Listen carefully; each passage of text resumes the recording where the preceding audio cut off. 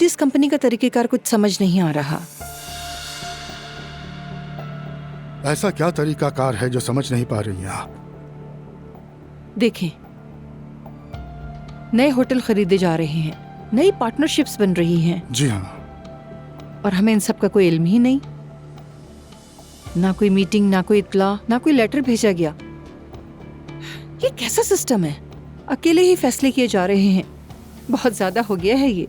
आसूदा साहिबा, दरअसल हमारी कंपनी का सिस्टम शुरू से ऐसा ही है। हम हमेशा से ही पूरे इदारे को सामने रखकर इन्वेस्टमेंट करते आए हैं और इन फैसलों का फायदा आप तक ही पहुंचता है। इनफैक्ट रसूल साहब के साथ भी यही एग्रीमेंट हुआ था। मगर अब मेरे शौहर नहीं रहे अब्दुल्ला साहब, और ये सिस्टम मुझे बेचैन करता है। आइंदा आप जो भी बड़े फैसले करेंगे, हर फैसले में मेरी राय जरूरी होगी। अगर हम वाकई एक टीम हैं, तो ये टीम सिर्फ आप पर मुश्तमिल नहीं हो सकती, वरना आपके साथ जो ताउन मैंने अब तक दिखाया है वो आगे मजीद नहीं दिखा पाऊंगी। बस इतनी सी बात, साफ और वाज़ेह।